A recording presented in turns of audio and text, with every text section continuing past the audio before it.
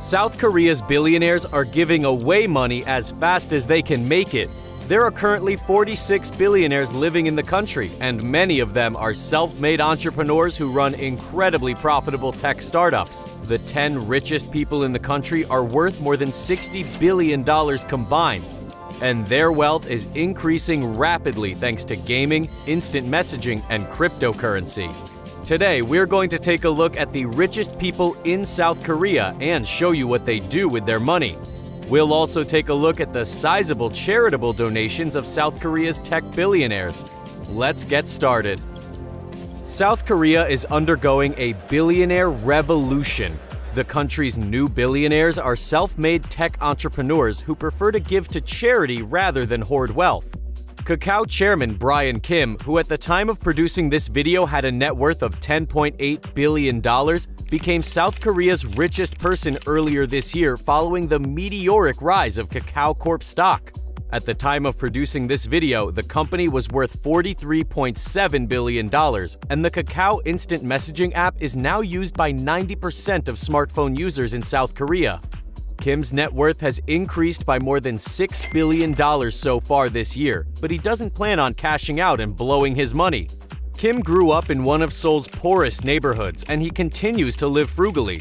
He's the second billionaire in South Korea to sign Warren Buffett's Giving Pledge, and he plans to give away more than half of his fortune before he dies.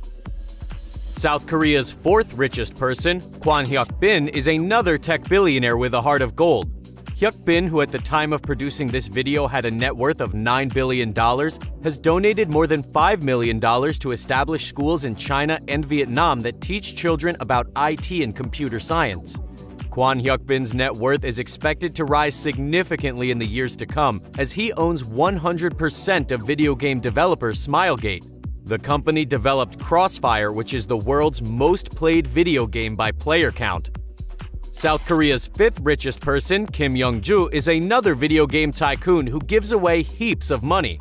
The Nexon founder, who at the time of producing this video had a net worth of $6.8 billion, has donated millions to build children's hospitals all over South Korea.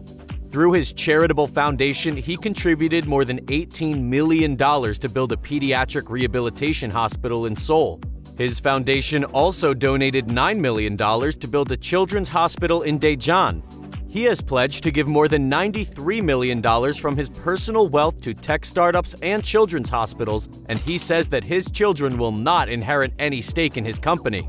Nexon has even diversified into cryptocurrency and now holds 83% of crypto exchange Corbit. Venture capital investment in South Korea reached $2.7 billion in the first half of 2021. That's the highest amount ever recorded for a 6-month period. South Korea now has 15 privately held unicorn companies worth more than $1 billion each. These highly profitable startups will likely produce many more billionaires once the companies go public. Not all billionaires in South Korea enjoy stellar reputations. The country is home to a significant number of old money billionaires who inherited massive fortunes thanks to family-owned conglomerates called chaebols. The heirs of companies like Samsung and Hyundai are still some of South Korea's wealthiest people, but that could soon change as the South Korean government is looking to crack down on these plutocracies. Many billionaires who are a part of these wealthy chaebols have been accused of bribery, tax evasion, accounting fraud, and embezzlement. South Korea's second richest person, Samsung chairman J.Y. Lee, who at the time of producing this video had a net worth of $10.2 billion, was convicted of bribery and sentenced to 2.5 years in prison. The media dubbed him the Crown Prince of Samsung after he inherited the electronics giant from his father, Lee Kun-hee, who at the time of his death had a net worth of $21 billion. South Korea's sixth richest person, Hong Ra-hee, is also a part of the wealthy Samsung conglomerate. She's the widow of Lee Kun-hee, and at the time of producing this video, she had a net worth of $5.7 billion. South Korea's seventh richest person is another businessman with a sordid past. Former Hyundai chairman Chung Mung-koo, who was nicknamed the Bulldozer because of his forceful and blunt style, was convicted of embezzlement and later given a presidential pardon. The business magnate who at the time of producing this video had a net worth of $5.2 billion inherited Hyundai from his father and ran the company for 20 years. There are now more than 45 chaebols in South Korea, and the 10 largest own more than 27% of the country's business assets. Billionaires in South Korea live very different lives than billionaires in other countries. Neither the old money tycoons nor the new tech billionaires flaunt their wealth. You won't find any billionaire in South Korea with a massive collection of supercars or a $100 million mega yacht. All of Korea's billionaires, new and old, live under the radar and away from prying eyes. In fact, the most expensive homes in the country are not owned by billionaires at all. It's the K-pop millionaires who are buying up luxury condos in upscale Seoul neighborhoods like Gangnam District and Yongsan District. K-pop superstar IU recently bought an $11.7 million penthouse in Seoul's soon-to-be-completed Eterno Cheondam complex. However, it's not even the most expensive apartment in the building.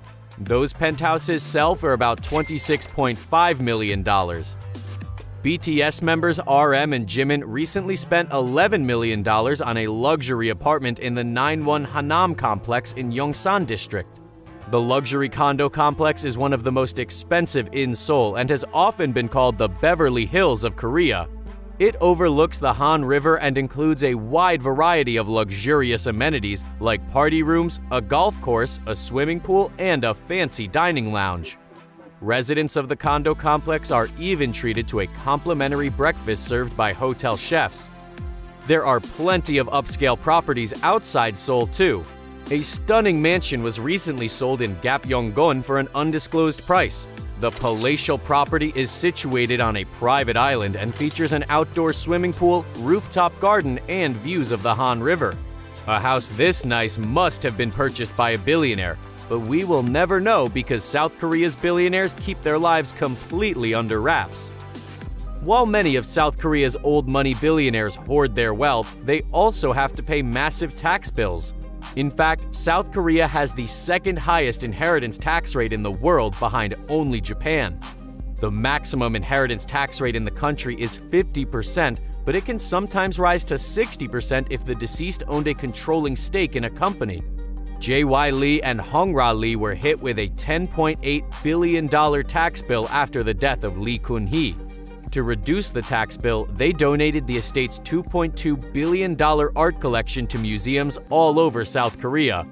The impressive collection includes numerous extremely valuable pieces, including Claude Monet's water lilies and Pablo Picasso's portrait of Dora Maar. Here's an interesting fact. Did you know that South Korea's third richest man, Seo Young-jin, actually borrowed money from loan sharks to start his business? Young-jin, who at the time of producing this video had a net worth of $9.6 billion, used that borrowed money to co-found Celltrion, which is now one of South Korea's most successful pharmaceutical companies. He even had to put up his organs for collateral. That's it, folks. Thanks for watching. Stay tuned to this channel for more great videos.